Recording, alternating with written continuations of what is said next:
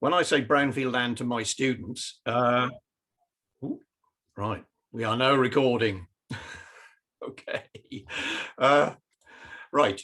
When I say brownfield land to my students, they normally consider sort of some blasted wasteland, blackened, charred, dead plants. Used to be a steelworks or whatever, massive, which of course is not the case. Brownfield land comes in all shapes and sizes. And indeed, here in Kings Lynn, we've got some quite small brownfield land areas. We shouldn't actually use the word brownfield, but we do. Technically, it's previously developed land. That's the technical term. And the specific definition is land which is or was occupied by a permanent structure. That's in the National Planning Policy Framework document. We had to go back to 2017 briefly. There were two pieces of legislation produced back then. The magnificently named Town and Country Planning (brackets Brownfield Land Register (brackets Regulations) 2017, which required local authorities to keep a register of their brownfield sites suitable for housing, land suitable for housing. But in parallel, there was the permission in principle order, which came out at the same time, which allowed local authorities to keep a second list, part 2, as they call it, of land which really, from their point of view, has permission in principle for being developed for housing. Doesn't mean that you'd automatically get planning permission, because you'd have to go through the normal processes. You would have to align with the local development plan, possibly neighbourhood plans, and certainly with the National Planning Policy Framework and its guidelines. So you can plug into your local authority, you can look and see what is on the Brownfield Land Register. We do have some anomalies. Later on, we'll be looking at Church Street, for example, here in Kings Lynn, which is not on the register, and yet it is brownfield land. And in fact, it has all the characteristics of brownfield land, and so is ideal for a sort of case study today. But it has a use, very active use as a car park. And so initially at the moment it's not on the register, but that's something that may well change in the future. Now, why Historic England involved? Well, you'll hear a little bit more about that later on, but they're very supportive of sustainable development in historic towns. Not fixing everything in aspect, dealing with the issues, and particularly historic towns such as Kings Lynn, which, as we'll hear later, is a heritage action zone. I think we're all aware that town centres are changing dramatically in terms of how they function, how they operate. We've been losing residential accommodation from town centres for a long time. It's a historical thing. It's not something locally sort of suddenly appearing. It's not due to COVID, although COVID, of course, has had impacts on the way we shop. There's no doubt there's a major movement to online shopping. People finding that more convenient, although not always easy, in my experience, particularly in terms of food deliveries and so on and so forth. So we're losing people from the middle of towns.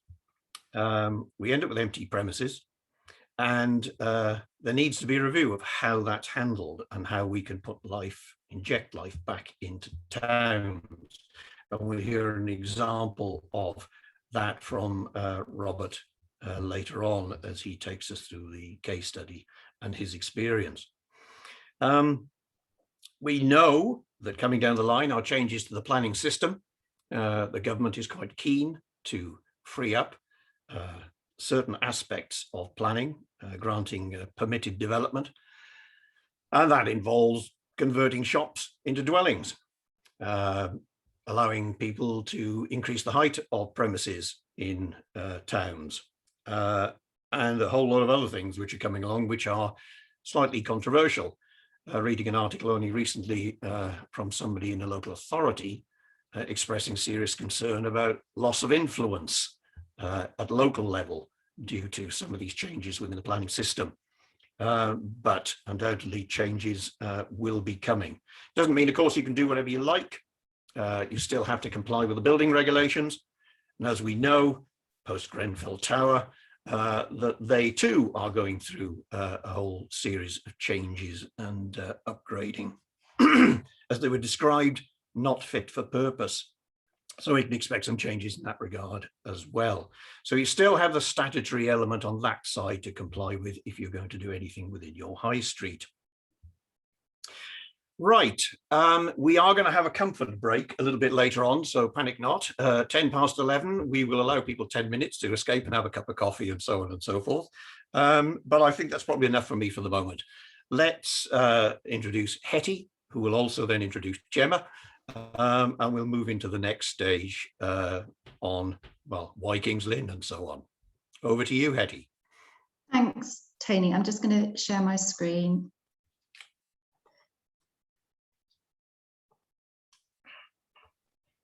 Can everybody see that? Yes. Okay. So the Heritage Action Zone programme's original aims were to help manage growth in historic places and make heritage assets more productive. It's a way of grouping projects together with a single overall vision, delivered in partnership with us, Historic England, the local authority and other relevant organisations. Heritage Action Zones pull together different approaches to planning development to achieve one overall vision for sustainable growth. An area with a HAS, it might include an area of high deprivation where the condition of historic buildings and spaces have deteriorated due to vacancy, which Tony alluded to in his introduction. Alternatively, the area may be experiencing a significant level of development pressure that threatens its special character. But with all of the HASs that Historic England fund, the objective is to work in partnership to support economic regeneration in a historic town, city or village, and really to help instill a sense of pride in unsung places which aren't usually recognised. HASs are all focused in conservation areas, and the majority of the projects we fund are linked to other initiatives such as government-funded projects like Future High Streets, town investment plans connected to town deal money, or projects which include the redevelopment of specific areas for new housing within historic towns, or even the repurposing of a listed property. In many HAS projects, a grant scheme is provided for the redevelopment of listed properties in town centre spaces.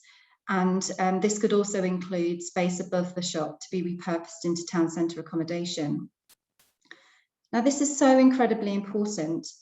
By bringing people to live onto the high street, they're more likely to shop on their doorstep, which will in turn help to rejuvenate the high street. This is even more important throughout COVID, where early reports have shown that people feel safer to shop locally rather than having to travel further afield, so into the big cities. Working with local people and partners, the projects within the HASs help to breathe new life into old places that are rich in heritage and unlock their potential, making them more attractive to residents, businesses, tourists, and developers. Now, we have 20 heritage action zones across the country, and those heritage action zones work with all sorts of organisations, including local authorities who drive these projects forward, local enterprise partnerships, which are key to help to engage with lots of different funders, but also they have a number of skills within LEPs as well. Business improvement districts, local business people, civic societies, preservation trusts, and other local community groups. And it's really important that as part of the capital elements of the house projects, that there are some revenue elements as well, where the community get actively involved with the houses. And it could be areas such as learning about heritage skills. It could be engaging with the redevelopment of those particular areas within the house boundary. It's a very fluid operation within houses where lots and lots of people from different communities can get actively involved. So why Kings Lynn in particular? In 2015, the Foster and Partners Cathedral Cities in Peril report was published. It was funded by English Heritage. The report highlighted that smaller cathedral cities and historic towns are in danger of losing their character and beauty. The demands of urban expansion to meet growing housing targets are threatening their historic value. The report focused on 4 cathedral cities, Durham, Ely, Chichester and Lichfield, and also 4 cities in Europe. It then tested the observations across these 8 cities against Kings Lynn. And the reason why it chose Kings Lynn was because English Heritage felt that Kings Lynn had such a rich tapestry of heritage that it was really important to use this research information through the report to see where it could kind of utilise brownfield sites. So they identified within the report city centre brownfield sites in Kings Lynn suitable for possible infill housing, which could provide about 1/3 of local demand. Their suggestion highlighted an opportunity to support the high demand in housing and divert development from greenfield sites.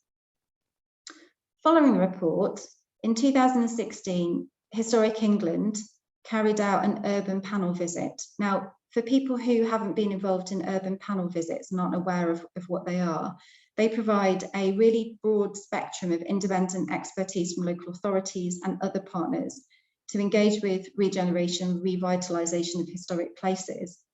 So they come for a few days, have a look at the town city centre, and then make observations from those and recommendations. They're incredibly impactful, and they allow local authority to utilise that information that's gathered from that urban panel to help with identifying particular sites for redevelopment. It was at this point that Historic England's Heritage Action Zone programmes came live, and it provided a prime opportunity for the Borough Council of Kings Lynn in West Norfolk to apply for a house project.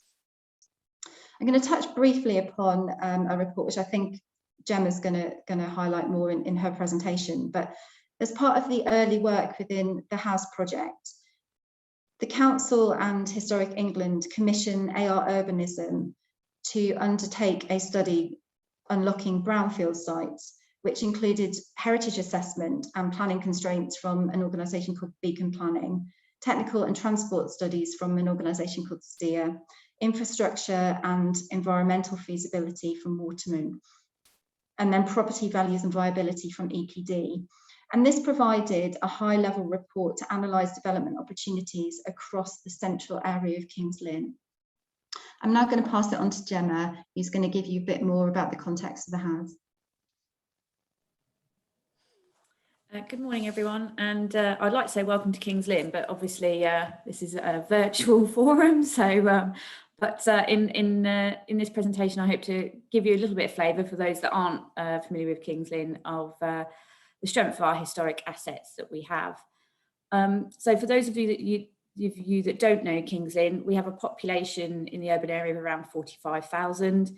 But we serve a much wider rural hinterland of around 200 to 250,000. And because of our location on the border of Norfolk, Kings Lynn serves the southern part of Lincolnshire, northern part of Cambridgeshire as well. So we serve a much wider catchment than our district boundary. 50 years ago, the town underwent a period of significant change, and along with many other towns as well, as part of the London overspill and the expansion post-war. And that destroyed effectively a number of what was classed as slum clearance sites around the town centre. But unfortunately, in doing that, we did actually lose, at the time, many undesignated historic assets. And it left us with a ring of a number of brownfield sites around the town centre, which now form a number of very accessible car parks in our town centre. You can move to the next slide, please, Hetty. So I'm going to take us back a little bit on where we started on this journey, recognising that Kings Lynn had a number of opportunities through the number of brownfield sites that we have in the town centre. Back in 2004, we commissioned an urban development strategy for the town, and it was a very wide-ranging and extensive process that we went through to really get to a very comprehensive strategy for the town, looking at a number of different elements, both from the built environment all the way through to transport and connectivity.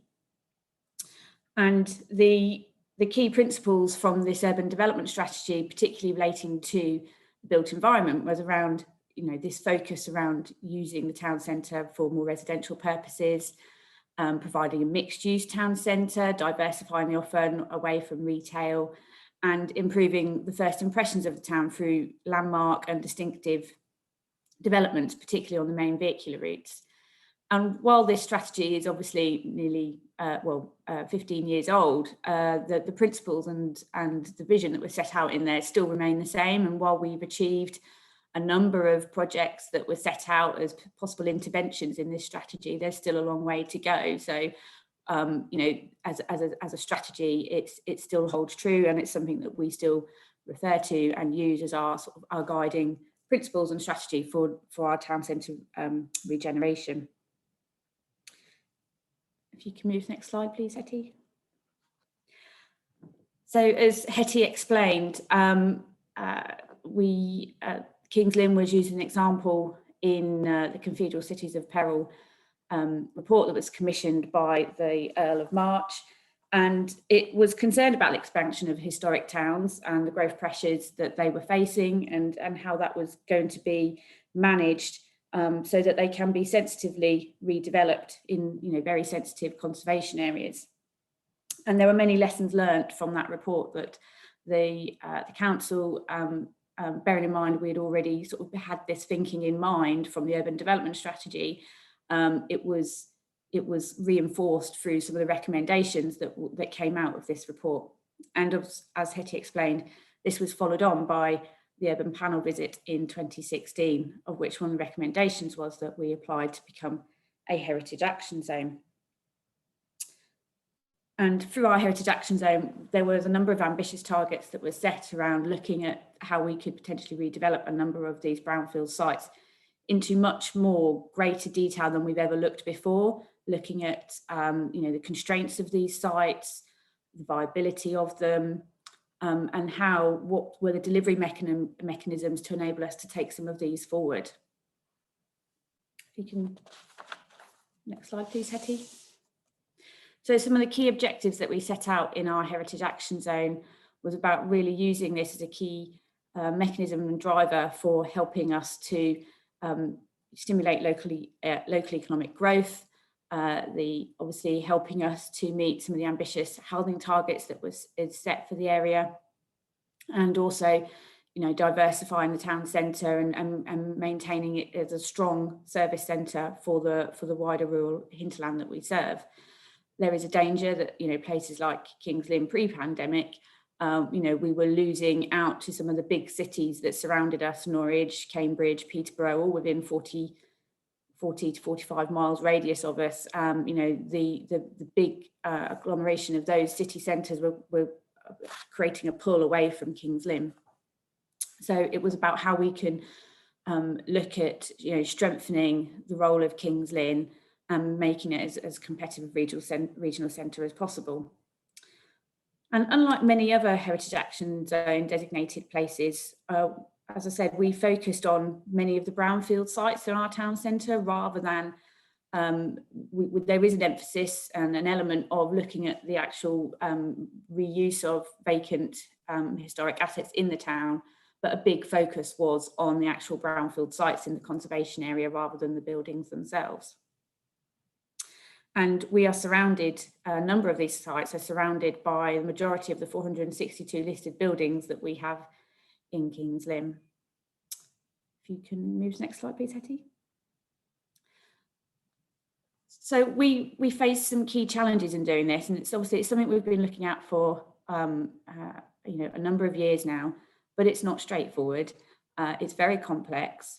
And a lot of it is very much inherent in, the social and economic makeup of Kings Lynn that has evolved over the last few years. We have significant housing requirements from the local plan period up to 2036. Just over 10,000 homes are planned, and 70% of those are planned along the Kings Lynn to A10 corridor.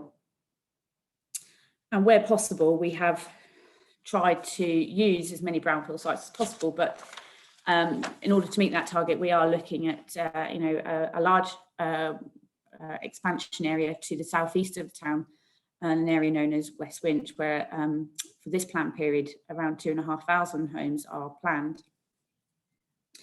So that growth area has a very important significance in terms of that relationship about how that growth area is going to be connected to the town, be part of the town, and not be a pull away from the town. So it's about making sure that that development is very much integrated and connected to be as sustainable as possible. We have a number of environmental constraints in Kings Lynn. As you'll see on the picture, obviously, we have the River Great Ouse, estuary going out to the Wash, and the majority of the town centre is a high-risk flood area with risk of tidal and fluvial flooding.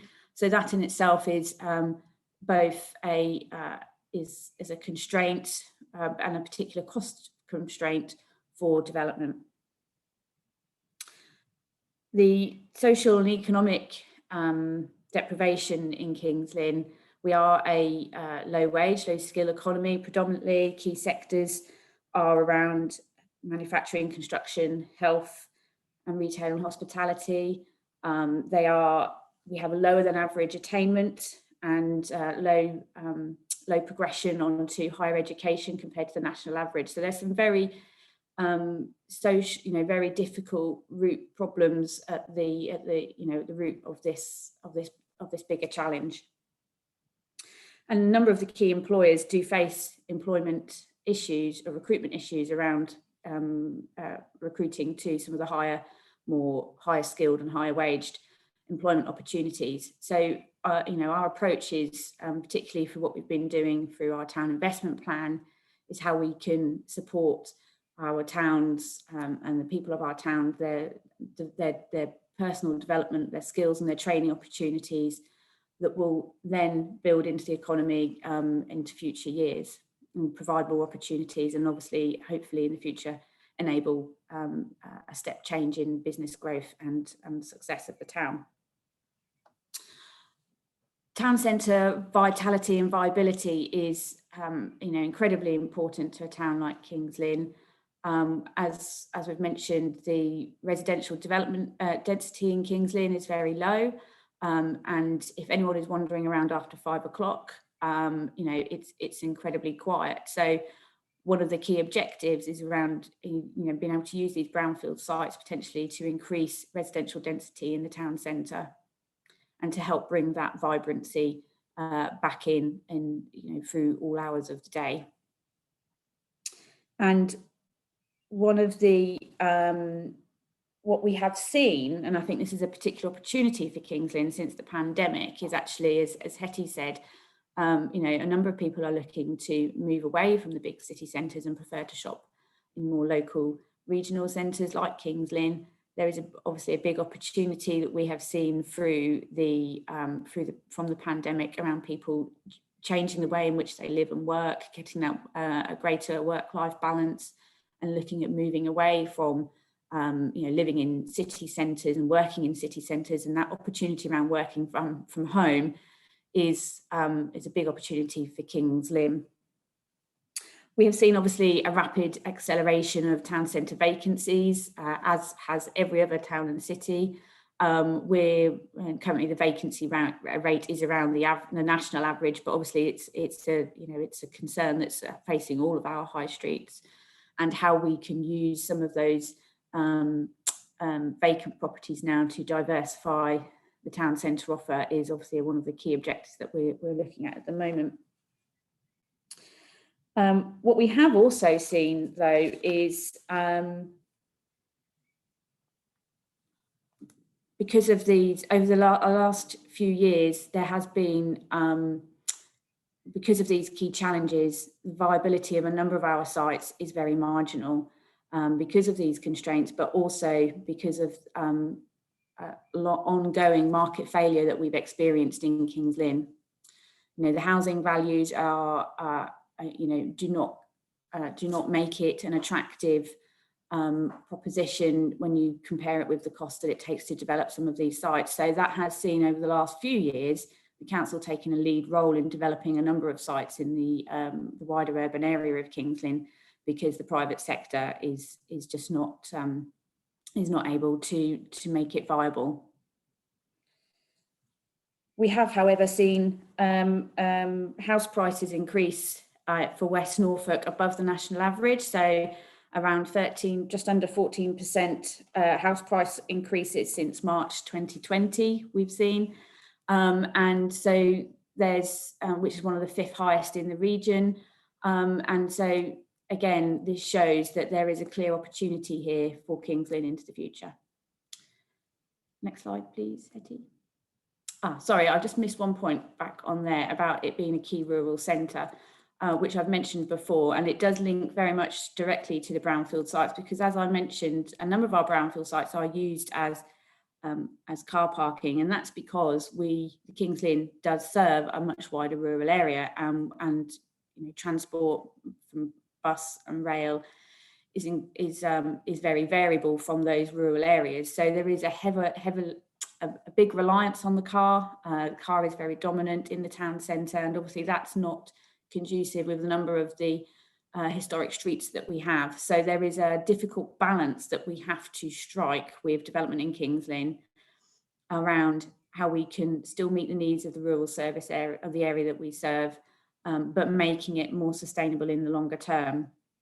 So there is a big relationship with this work around looking at brownfield sites around the wider transport strategy that we need to look at for Kings Lynn and West Norfolk.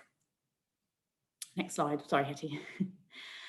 So, but there are opportunities, and one of the big opportunities for Kings Lynn is around that connection from rail, from Cambridge and London using the rail link.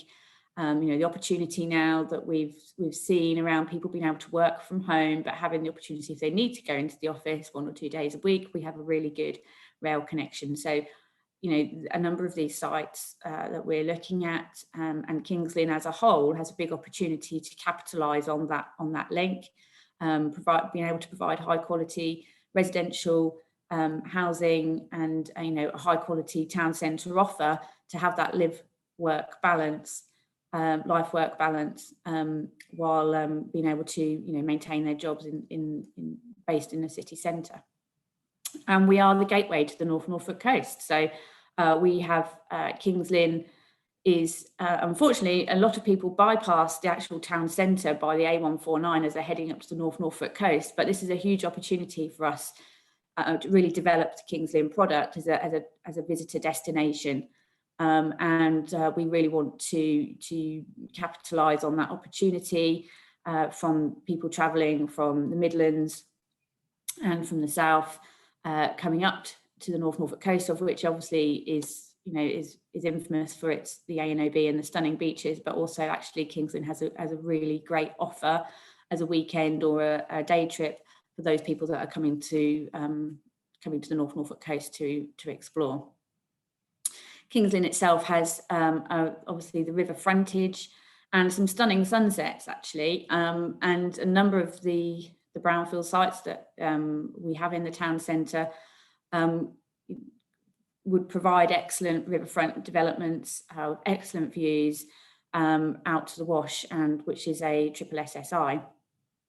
And obviously we have a high quality built environment. We have, you know, a huge number of historic assets, a huge number of, you know, iconic buildings like the Custom House, and it's about using those as our drivers through looking at what we've been doing through our town investment plan, is looking at how we can use some of these historic assets to create a stronger cultural offer for visitors and residents.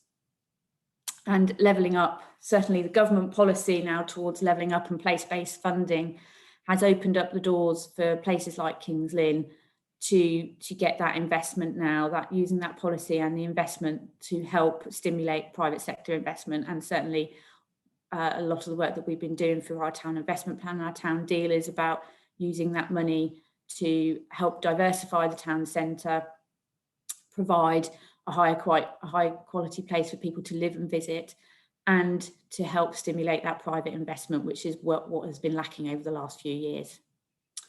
Next slide, please, Hetty.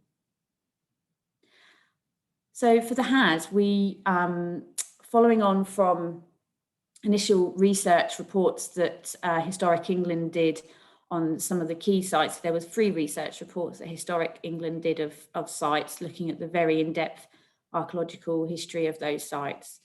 And we then looked at how we, building on obviously some of the recommendations that came out of the Fosters and Partners report and the urban panel visit, they were very much theoretical and didn't look at how they how the possibilities of those could come forward in reality. They didn't look at some of the issues around the constraints that we face that I've talked about earlier. So this study was very much about using that research to inform the future development and using it to design new development to reinforce the importance of Kings Lynn. Next slide, please, Hetty. So the brief that we commissioned for this Unlocking Brownfield site study was to really get to the detail about how these sites could come forward, what were the constraints, what were the opportunities, and how best could they be developed out that was complementary to the historic environment in which they are located, and what were the potential uses that they could house. So the study was wide-ranging, as Hetty said, and has provided a baseline for all of the work that we've then taken forward on a couple of particular sites in Kings Lynn. And it is certainly the most extensive piece of work that we've done that interrogated these sites in detail. We had a member and officer working group looking at these in detail, and while the report concludes a number of recommendations, there are still challenges that we face with all of these sites, particularly in viability terms. And it may mean that some of these sites will never be viable to be taken forward, but there are opportunities through this body of work that we now have that we can really help shape and develop potentially sites that are truly sensitive to the historic environment in which they're located and will be complementary to the wider regeneration of Kings Lynn. I think that's it. Thank you, Hetty. At this point, I will hand over to Robert Sacula. Thank you.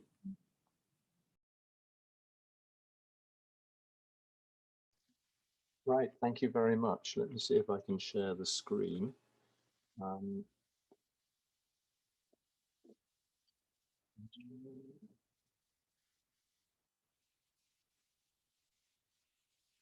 hopefully you're all seeing my screen now. So I'm going to be talking about what are the opportunities and pitfalls of developing brownfield sites, and it's really a sort of a lifetime study to know how best to accomplish this. But what I've tried to do is sort of boil down some of the thoughts that I have when I think about sites like this into 10 precepts. And then I'm going to use those precepts to talk about 3 of the projects that we have done over the years, which are kind of maybe quite good examples of the kinds of issues that I think you're going to find in Kings Lynn and elsewhere. So these are my 10 precepts. We seem to have a 2 there. I'm not quite sure why that's there, but and I'm going to run through them, each of them. So let's start with the first one. And really, it's all about people. It's not really about sort of, I mean, it's people at the heart of everything. It's the idea that if we can design neighborhoods which are convivial and which promote community, then we know that they're going to be extremely successful. Architects love geometry and they love repetition. And we should be very suspicious of that. We should avoid this kind of thing. In other words, don't just design a single block or a single house and then think, great, I've solved it, and then repeat it over the whole site. Find the opportunities, the different corners of the site, find out why things want to be where they are. And that way one has a chance of, if you like, replicating or emulating the best of the kind of urbanism that we've had in the past. Some of you may have heard of the Preston model, where Preston Borough Council are actually making sure that all their procurement is local.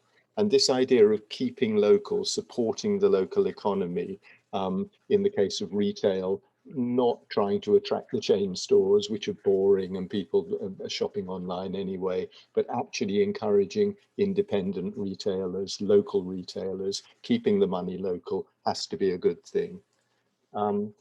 And one of the things that one discovers when one's designing buildings is that they change. So it doesn't matter that the brief might be, oh, we want a hospital, we want a hotel, we want a house, whatever. But here's a street, a typical street actually in the West End of London as it happens, but it could be almost anywhere, where these houses are all those things. Some of them are flats, some of them are houses, some of them are offices, some of them are hotels, some of them are, one of them's part of a hospital, and so on and so on. And if we can design buildings which enable that kind of incremental change to happen, then they will last and they will become part of our built heritage.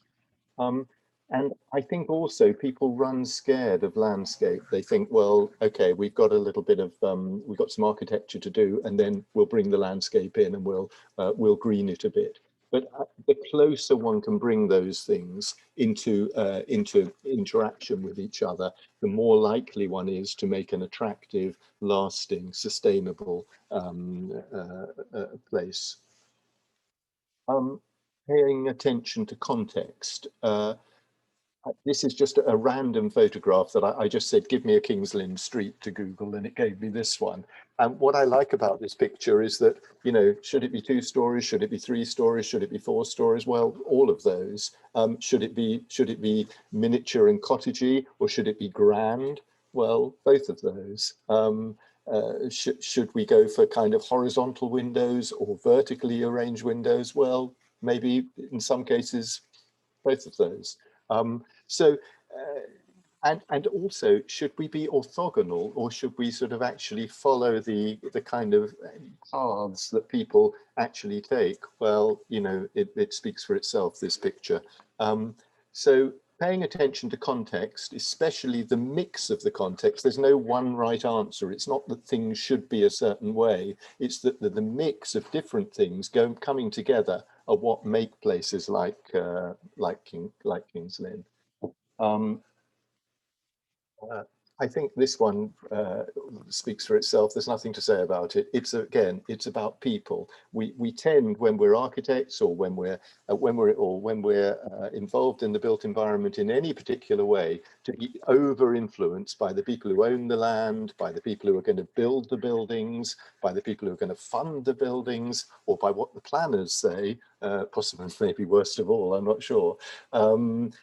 But what we really need to do is be thinking about not what we are doing, but the ultimate future life of the buildings when we finish, the 30 years, the 50 years, the 200 years that those buildings are going to be around serving people, and that's what we need to maintain and keep our focus on. And where we can, I think we should try to reuse existing buildings. And I've deliberately taken this picture of a set of very low-key buildings. I think they may be in Hong Kong, I'm not quite sure.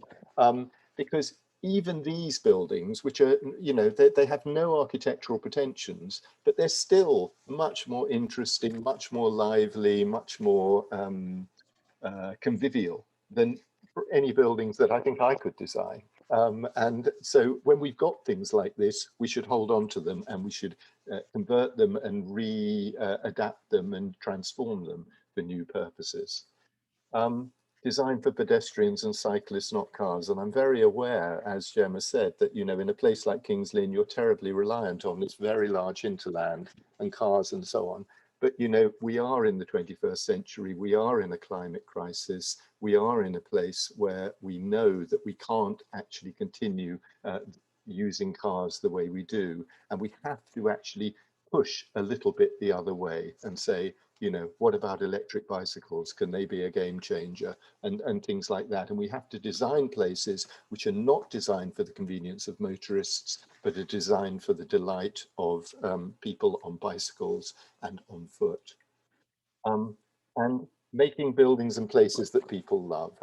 If we can make places that are loved, then they will last. And if they last, then that's the best use of their embodied energy. It's the best way to create community memory. It's the best place to make beautiful places that will endure over time.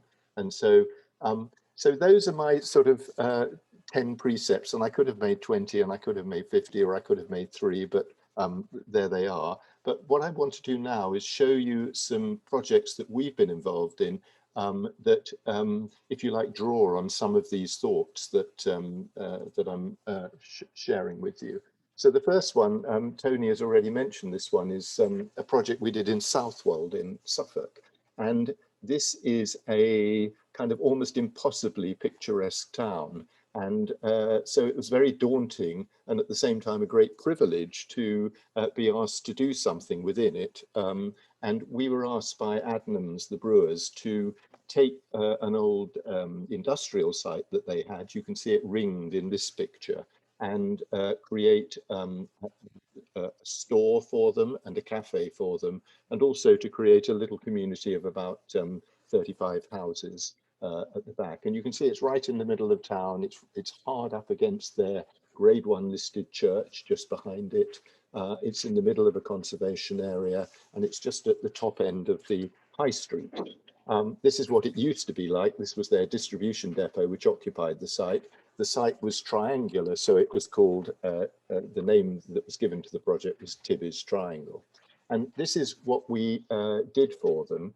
And you can see here we're looking out of town, but on the left you can see the shed or the hall that contains the Adnams store, and next to it the low building which contains the cafe, and then to the right of that is this little community of houses and 1 or 2 apartments too. So here is the shop and the cafe on a slightly damp day. With it, you can see the builders are just completing things over in the far corner there. And this is what it's like on a sunnier day. And this new square that we've created has become a kind of a meeting point for the town. And the shop, which where they sell Adnams beer and wines and kitchen stuff and so on, opens 2 ways and has become a kind of has become a very successful retail operation. This is looking the other way, the same square, but looking back towards the houses that we built at the back. It's a mixture of affordable houses and private for sale houses. There's 10 affordable houses. I think there's 25 private houses, and they're all pepper potted, the affordable houses, which you can see here on this plan. All the ones which have got a prefix of A are the affordable houses, and they're ditty dotted all over the place.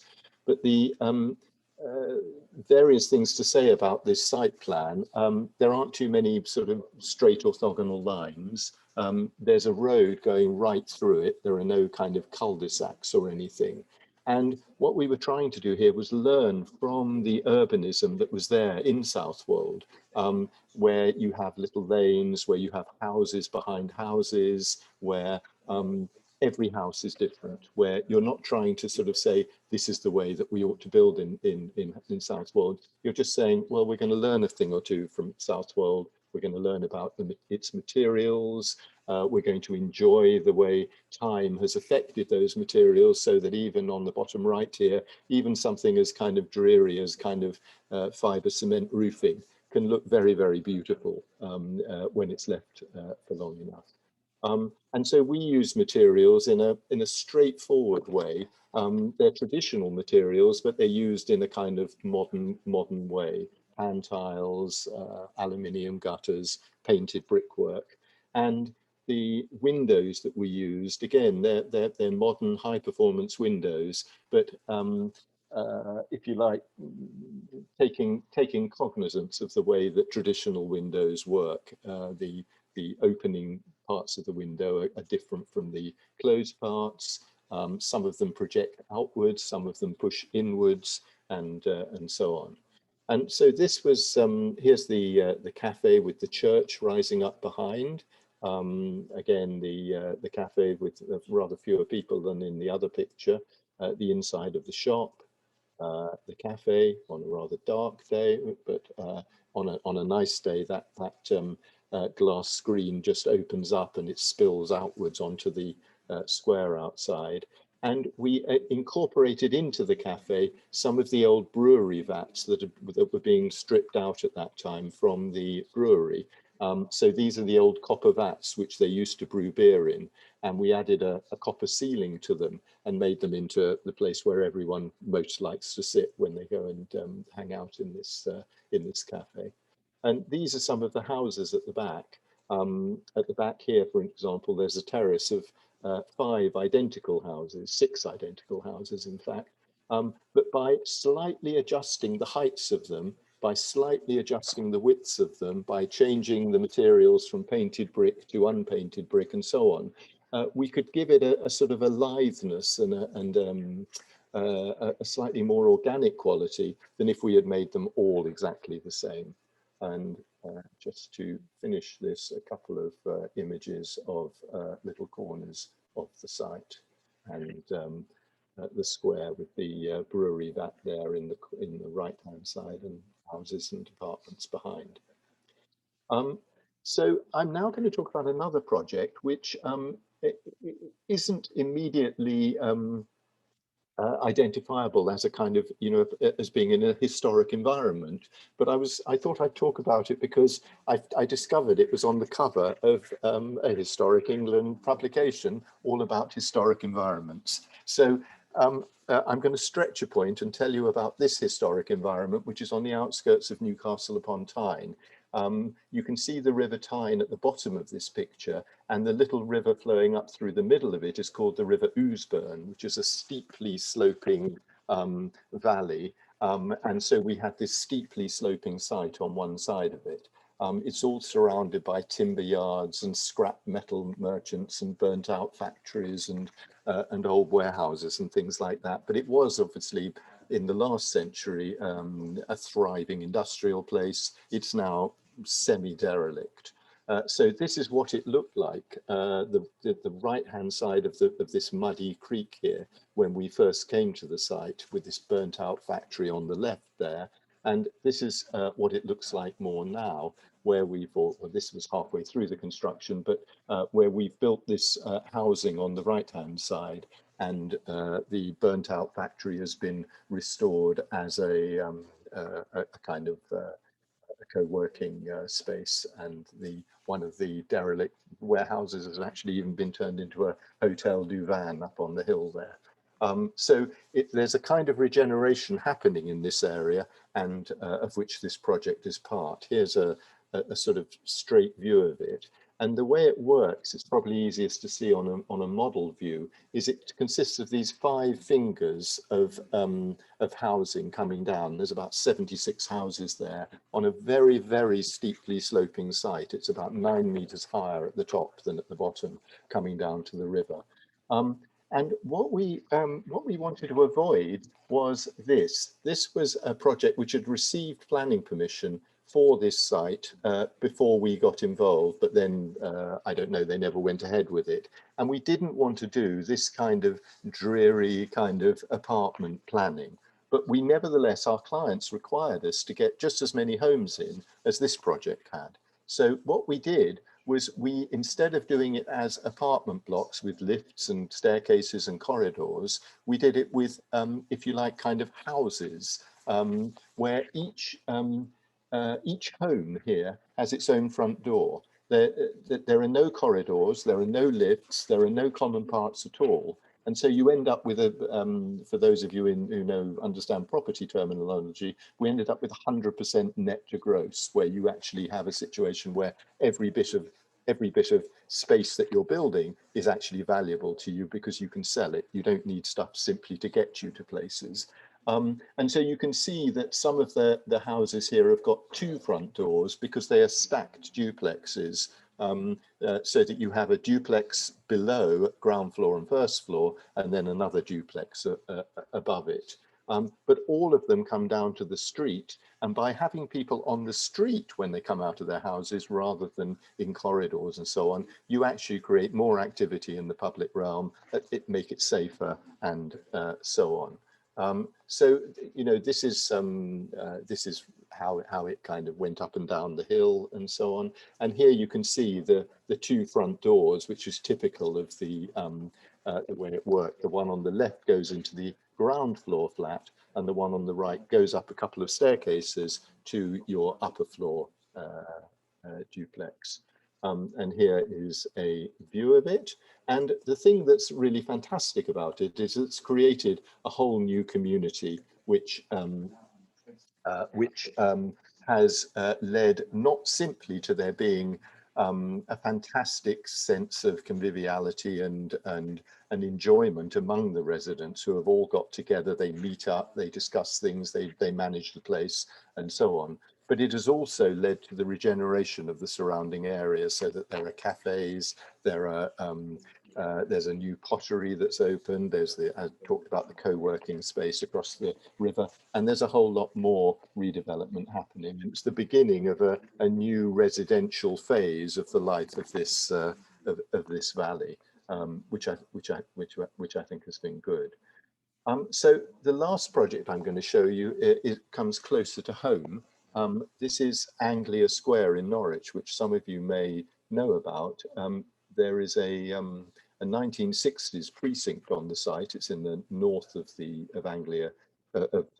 Norwich city centre, and a developer has been wanting for some years now to knock down this development and build a new development in its place. And you will have heard possibly that he has been thwarted in this by the Secretary of State calling it in, and by Historic England fighting this project and winning, and so that the project has now been withdrawn, and people are wondering now what to do about it. Now, the reason why or one of the reasons why Historic England won is because they commissioned us to do an alternative master plan for this site, which I'm going to show you. Now, you can see you can see what's going on here. We're in an area of kind of old historic buildings at the bottom of the photo, maybe not quite so historic buildings at the top of the photo, but nevertheless a kind of 2, 3, 4-story environment. And there is this 1960s development, which is sort of maybe 6, 8 stories high.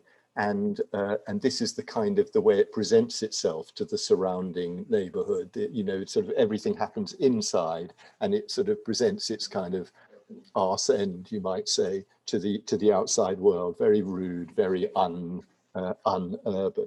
And this is what was being proposed to replace it. Now, it's not so bad. I mean, one looks at it, but there are a couple of things wrong with it. The first thing wrong with it is it Norwich? I mean, frankly, it could be anywhere. It could be Budapest, it could be Toronto, it could be, who knows? It's got nothing to do with Norwich. You can just make out at the end of the vista the little church there, which actually just about locates it in the place where it is. But otherwise, you know, who knows where it is? And the second thing that's wrong with it is you can see rising up on the left, hidden, you know, almost hidden behind a tree, is this 23-story tower, which I think was the thing that really made Historic England feel that they had to fight this, because at the moment when you go to Norwich, the two things that stick up are the City Hall tower or spire and the Cathedral spire, and there was going to be this third thing matching them. And you know, the developers even had the presumption to do a drawing of their tower next to a drawing of the cathedral spire, showing how one had influenced the other and how they were responding to the kind of way that should happen. So anyway, we were asked by Historic England. They said we're fighting this project. We want to try to win, and we think the way to do it would be to show a different way of developing this site, which would be a more appropriate way to do it. So we started off by actually talking to local people, and we set up an exhibition in the local church, in fact, in that church that you can see at the end of the vista there. And just as I showed you 10 precepts before, we set out some ideas about, you know, some of the things that might be important if we were going to design this in a way that was going to get their support and be appropriate to this part of Norwich. So we said, first of all, we want to learn from Norwich, but we also said we want to learn from elsewhere. You know, we can learn from the way cycles are used in Amsterdam. We can learn from the way that two-way streets are nicer than one-way streets. We can learn from the way that actually car drivers don't spend as much money as pedestrians and cyclists, and so on and so on. We also said we wanted to make not this kind of highly directed way of moving through the space where the developers want to get you to walk past all the shop windows and to go where they wanted you to go, and to actually instead make a cat's cradle of different routes and squares and streets and alleys and so on, so that you can move through the place and connect to the local area. We said we wanted a child-friendly neighborhood, because if you make it child-friendly, it will be friendly to everyone, and it will be a good neighborhood. We said we wanted low-cost living. We didn't want this kind of idea of just, you know, luxury flats built and then sold for the highest price with the minimum amount of affordable housing, but as it says here, small paradises to chat in the sun. And we wanted a mix. We didn't want this kind of, you know, all retail and then a whole load of samish apartments above surrounding 900 or 1200 car parking spaces. We wanted shopping, eating, living, creating, working, playing. In other words, a sort of a 15-minute city, you know this current terms. And we said we wanted to make it a bit of the city. We didn't want to make it a place in itself, but we wanted it to be part of the much wider surroundings that it found itself within. So our starting point was this. This is Magdalen Street in Norwich, which is just down the road from the site. And we said, this is the kind of environment that we want to create here. You know, there are cars, but they know their place. You know, it's the kind of scale and the kind of place that we think is the appropriate way to build in Norwich. So we said, we're not going to build 8, 10, 12, 23 stories. We're going to build 4, 5, maybe sometimes 3 stories. And we also said, how are we going to sort of lay this area out? And it seemed to us that the best way to think about this was actually to go back into the past and look at how the historical desire lines, the routes that went through this area, had come into being. And you can see here this street running, these streets running through the site in kind of slightly meandering ways, but nevertheless they represent the desire of someone to go from one part of town or to go from the country into town to another part of town. And as such, they're still just as valid today as they were then. So this was our plan that we made of this site. And you can see we recreated the old line of Botolph Street, the old line of Calvert Street and the old line of Middle Street. And we fronted them with new uses. And we talked about very small independent shops. We talked about a new hotel. We did put a large supermarket right in the middle. We replaced the little chapel that had been on the site just behind the supermarket in its own little quiet garden. And we also didn't recreate, but we took the names of all the old places that have been there: Elephant Row, Cat and Fiddle Row, Chapel Walk, Phoenix Row. They were all old names that have been on the site that we used to, if you like, grow a new place in this bit of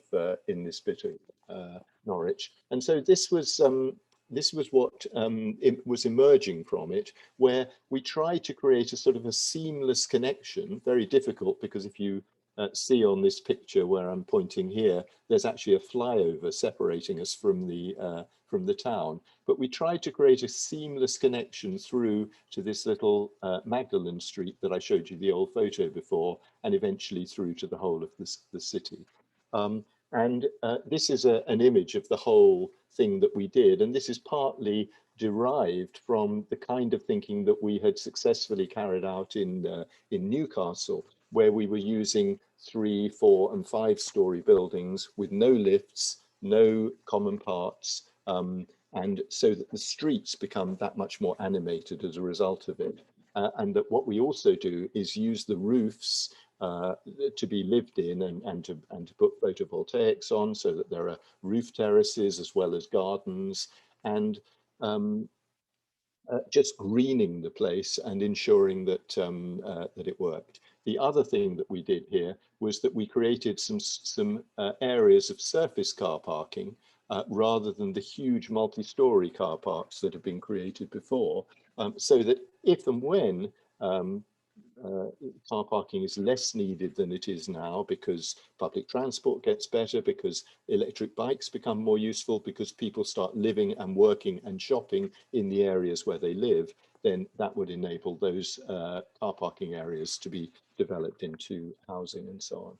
And so here are some images of the streets that we were creating. This is the main Botolph Street with small shop units which favour local independence rather than chain stores. And here is a typical street where you can still drive, but you can't park.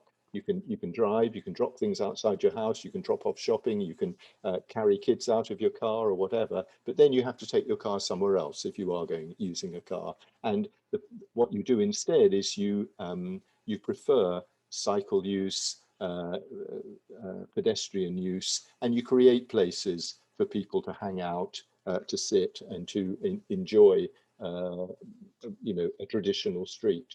And so there you go. That's what we proposed, and I think that the arguments that English Heritage made, combined with perhaps the possibility of a different way of thinking about it, led to the demise of this, what would have been a highly destructive scheme for Norwich. So I'm going to stop there. I'll just leave you with my 10 precepts again. And I think now what I have to say is that we're going to have a 10-minute break, is it? And then rejoin in 10 minutes time or so, where we go on to the second part of this event. Yes, I think that's right. We're looking at the sort of timings here. So if we were to say about 11:20, get everybody back on track. We're doing pretty well on time actually today. So if we say 11:20, people are back on screen, and in the meantime, you can escape for a few minutes. Perfect. Brilliant.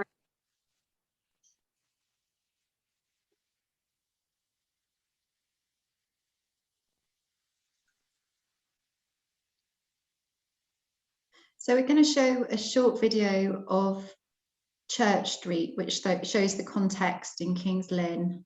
So Belinda's just sharing that now.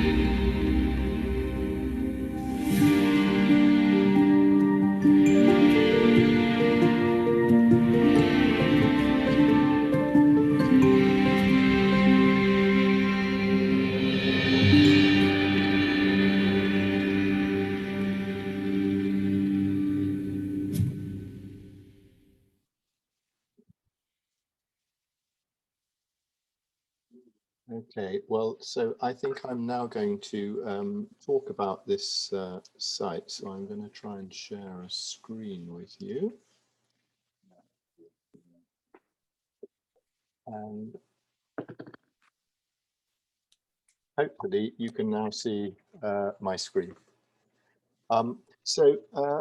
That was great. I think that gave us a feeling for the site a little bit. And I just want to spend a little bit of time just talking about this site and discussing sort of what kind of place it is and different ways in which we can look at it. And so here it is. It's right in the middle of Kings Lynn, or maybe at one side of the town centre, and adjacent to St Margaret's Church, which is the main church of Kings Lynn. I'm sure most of you probably know all this much better than I do. If we before we start talking about that site, I just want to, I had 10 precepts before, and I want to add an 11th one, I think. And it's this, that I know some of you work in that building behind. It's Kings Lynn Council offices. And in the foreground is another building, which I think is now a pub. And I just want to ask you to ask yourself, which one do you prefer? I think I probably, I don't know, I prefer the one in the foreground. And I think the reason why I prefer it is because it is complex, it is intricate, and also it's old, but we can't do much about that necessarily when we're building new. But the complexity and intricacy is something that I want to latch onto in a way that the one behind very much feels like a kit of parts. It's made of, there's various pieces which have been just repeated over and over and over again until it gets big enough for its purpose, and there it goes. And I just want to just say a couple more things about intricacy and complexity, because I think people like intricacy and complexity. Now, here is a baby, and you can see this baby isn't looking totally as happy as it could. And the reason why, I think, is because the only thing it's got to amuse itself are these brightly coloured, simplified, kind of Technicolor kind of mobile toy things. And so the baby has got that to look at. But do you know what that baby would much rather be looking at? He'd rather, or she would rather, be looking at this. She'd rather be looking at complexity, intricacy, because by looking at complex things and by learning to understand them, that's how babies learn to understand the world. And because we've all had experience of just enjoying the beauty and the complexity of things like this, we actually acquire a taste for complexity and beauty. And so what I find with an awful lot of redevelopment proposals is that they're over simple. That they play to this architect's love of repetition. And it's not just architects who love repetition, funders and planners and contractors and owners all love it too, because it makes their jobs simpler. And what I want to argue for is that if we want to actually build effectively and authentically in historic towns, then we need to embrace an idea of trying for complexity rather than trying for simplicity. So here's the site from another view.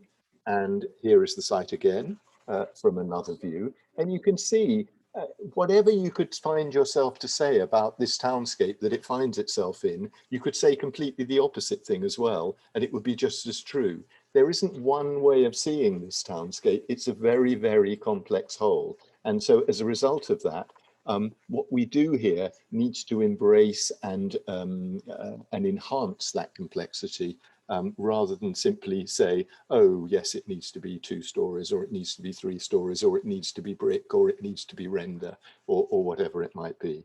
There it is. There it is again. There it is again.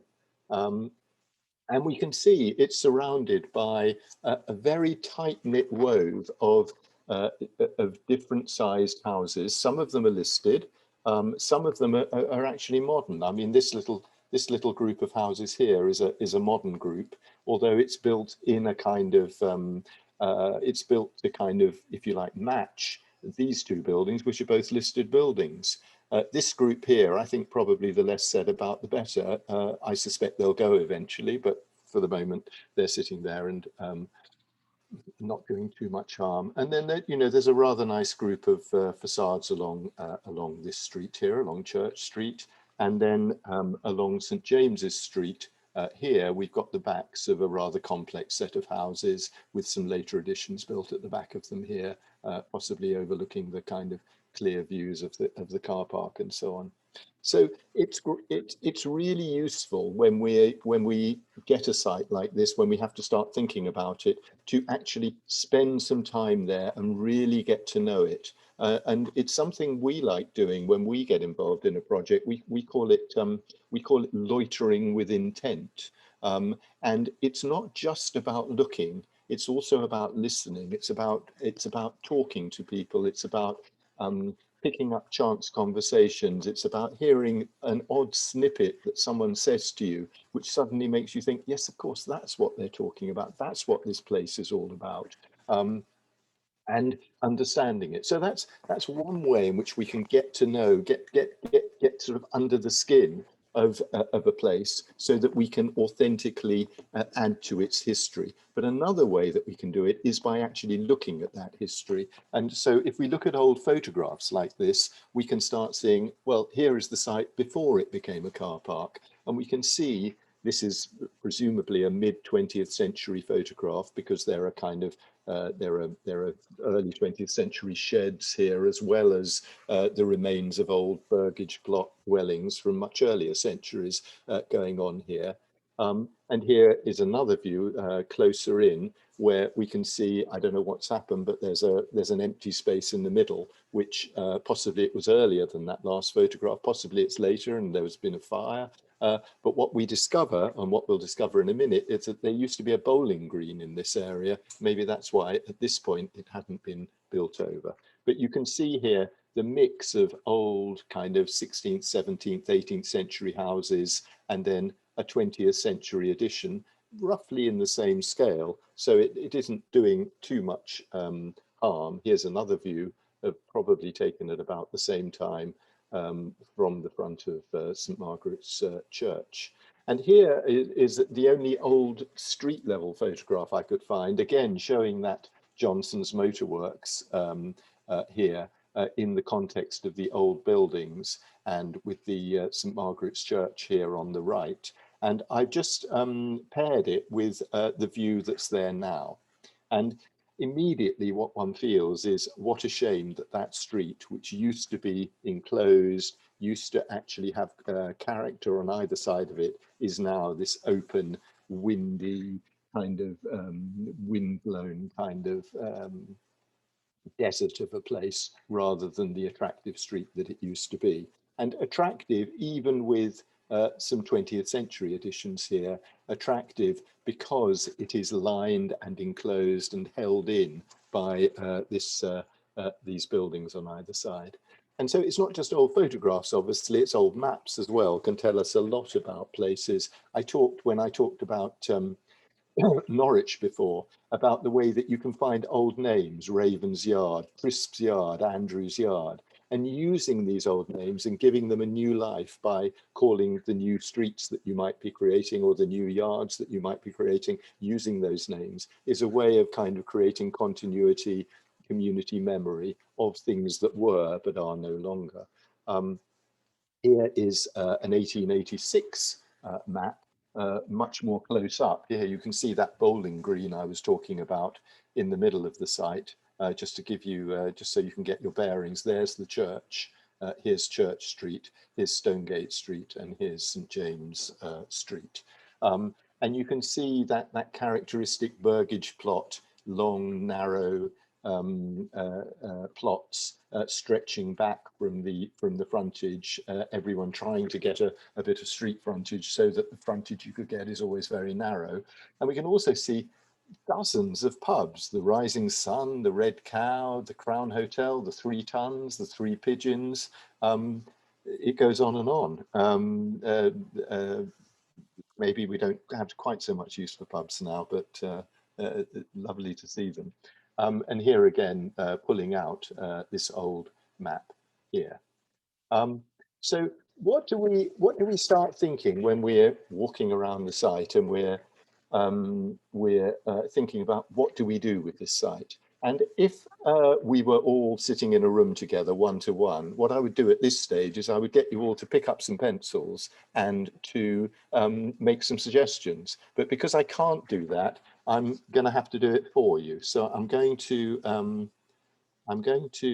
see if I can. Let me just check. I've got the yes. So maybe one says, oh, I think what the main thing I want to do here is actually stitch this street together.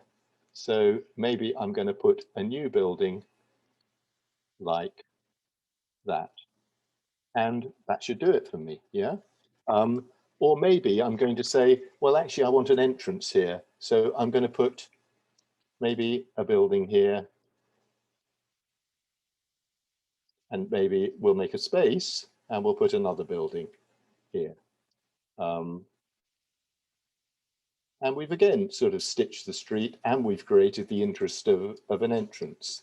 But maybe we can also say, yes, but look at this building over here. Just because this is 3 stories, it doesn't mean it doesn't sit very happily next to a 2-story building, or it is a 3-story building, but it's just got a little dormer here. Could we have a little bit more complexity going on here? Could we say, oh, I know, let's come along here, but let's then jump up a little bit and then let's come down again. And maybe we'll say, perhaps this is how we're going to sort of construct our new thing here. And perhaps we say here, I know, let's have a 3-story building here, but then let's have a 2-story building, and then let's have a 4-story building. Oops, I'm not drawing this very well. Sorry, what happened there? Let's just go back to that drawing. And you start then by just being willing to sort of play around with the shapes that you can create with this kind of thinking about townscape. You can start then thinking, well, yes, maybe this is starting to do things, but you can also start thinking, well, I'm blocking this view here. Is that important? Does that matter? Should I open up that view? And you can find out these kind of things from playing in this kind of way and drawing in this kind of a way. There's the same gap there from the other direction, and we could play a similar game with this drawing as we could here. Here's St James's Street, and what we're going to do is we're going to move round to the right. There we go. Here's Church Street with the car park there, and again, one can feel, well, clearly what one wants to do here. Well, I say clearly, it's obvious to me. It may not be obvious to everyone, but this is what I would do if I was doing things. I would start putting some buildings along here.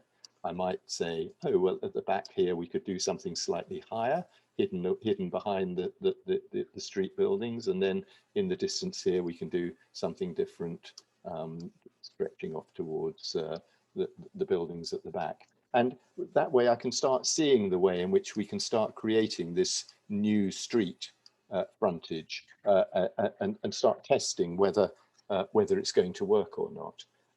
Here, another view of Church Street again. And here at the back of the site, this is actually Tower Place to the, what would it be, to the west of the site, east of the site. And we're looking through here to the church. You can just see there in the distance, and to the car park over the top of that wall halfway back. And we can think, well, look, there's a route through here. Maybe is that something that we can build on? So it's all about just actually discovering the possibilities of a site by spending time on them. And the other thing I think is interesting about a picture like this, it's to do with that mixity and complexity that I talked about before. What should the materials be? Should they be brick? Should they be painted brick? Should they be render? And if so, what color? And what should the roofs be? Should they be pan tiles? Or maybe they should be slate? Or should everything be stone? And if we do it brick, what color brick? Should it be red brick or should it be yellow brick? All the, all the answers are either here or not here in this picture, depending on what one decides to pick up on. But the trick is to actually absorb all this stuff and let it be part of the way that one's thinking about the site. So here is the site on a plan, and here is the plan. And I'm going to do something a little bit scary now, because I'm going to try and design this thing live. I haven't really thought about this very hard, but let's just start with what we were talking about before on Stonegate Street, and let's try and draw, say, a new set of buildings here and here, with a new entrance into the site through here. So that seems a good idea so far. And let's do something similar on Church Street.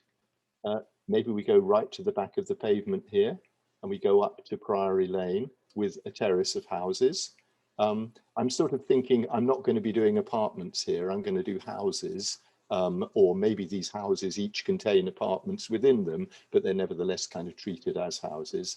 And there's a little curve in the street here, so maybe I'll stop there and leave a little gap so that we can get through to Priory Lane, and then maybe I'll start the terrace off again and go round the corner. Doesn't matter if I curve this building, and maybe stop just there.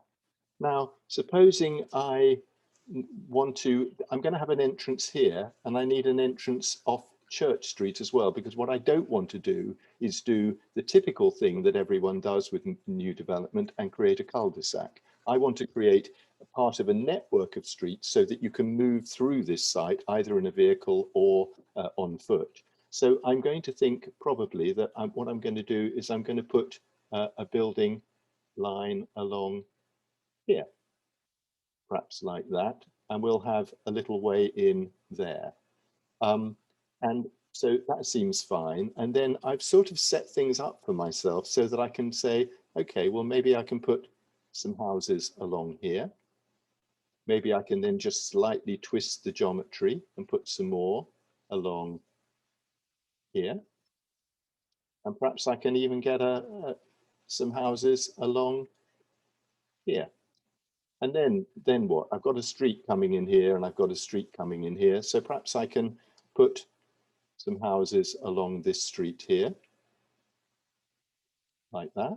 And perhaps maybe I want a little bit of open space in the middle of this site. So maybe I'll push this one back a bit and go like that. So then what I've sort of set up for myself, let's just go, oops.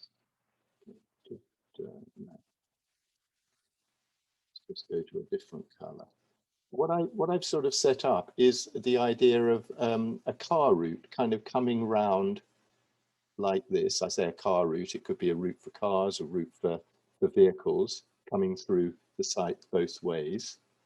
And what I've also tried to set up is the idea that we might have a pedestrian route, maybe through here, making it too narrow for cars. We don't want the cars to go everywhere if we can help it. And maybe we can get another pedestrian route all the way through the site to link up with Tower Place. And if I could, I'd try and make another way somewhere through here. I don't know if I can, but I'd have a go at it, to St. James's Street, because it then links up with this little street that will take me into the town centre. So I've got a kind of an idea of how this might work, and I can actually start saying, okay, well, so that means I've got some houses here. I don't know how many there are. I'm just drawing them very roughly because this isn't the ideal drawing instrument. There, and I've got some houses here with gardens at the back, maybe little front gardens, maybe they just open straight off the street. That's fine. There. I've got some, well, before I do, well, let's just do this one. There, I can get some houses here. There. And I've got these houses here. And you can see what I'm doing is something kind of really quite traditional, but really very simple as well, but also quite complicated, maybe all at once. I mean, for example, could it be interesting to You know, what would be fun here, I don't know if there's room, but wouldn't it be wonderful to make a little dead end mews here with some little houses here and here? But there probably isn't room. So I think I probably can't. So we'll probably get, let me see if I can get rid of that. No, I've done that wrong. Oh dear, I've messed it up. I shouldn't have done that. Let's draw it again. So houses, houses, houses, houses, houses. I don't think I'll draw all the divisions this time. There. Robert, I'll give you 5 more minutes so we can Okay, squeeze some questions in at the end. I only need 5 more minutes, don't worry. Okay. That's absolutely fine. There we go. Like that, say. So, but what I can do, if I can't get my little mews in, I can maybe get an extra little house in here. And I can maybe get an extra little house in here. And I can maybe get an extra little house in here. And who knows, perhaps I can just squeeze in some extra little houses in 1 or 2 different places, which again add to the complexity and interest of this area and of this site. And what I can also do is, if we go to green, is in all the back gardens, I can plant trees, and that's terribly important. It's much better to put them into people's gardens than on the public realm. Because people will look after them, at least one hopes they will. I know some people are a bit funny about trees, but trees are kind of where it's at, really. So there we go, and there we go. And then in the middle of the space, what I've created is a kind of a green square like that. We can still drive through like that. We can still walk through in various ways, but in the center, we can make a little green space. We can still get to these houses along here with a pedestrian route, and we can make a playground here for children in the middle of this site, and be done in that sort of way. So what I'm sort of trying to draw here and trying to show here is the way in which you can think about developing a site which doesn't have to be, oh, well, we're in the 21st century now, so the old ways don't apply anymore. We can design in just the same kind of way that people used to design in when they came to a place and there was already stuff there. There wasn't a kind of plan as such, but they just took their opportunities and said, okay, this seems like a good place for a house, I'll build it here. And then their neighbor came along and built another one alongside them, and so on.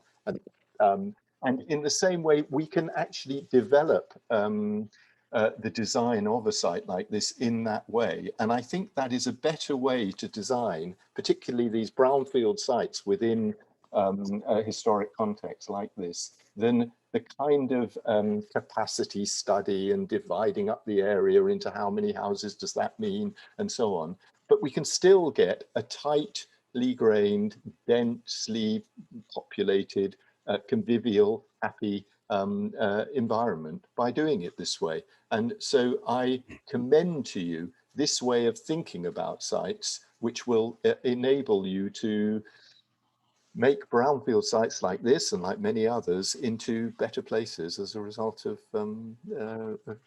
how one goes about it. So I'm going to stop there, and thank you very much. That's excellent, excellent, Robert. Thank you very much indeed. Yes, a lot of thought processes going on there. Inspirational, I hope, too, for anyone involved in such processes. Right, okay. Can I just point out in passing here, by the way, I bought this the other day. This is about Preston. If anyone's interested in the microeconomics of how Preston is working, they've produced a book. I bought it last week and I'm about halfway through, and it is actually a fascinating read. And I wouldn't worry about the fact that it says paint the town red. It doesn't matter what your political context is. It's a fascinating book.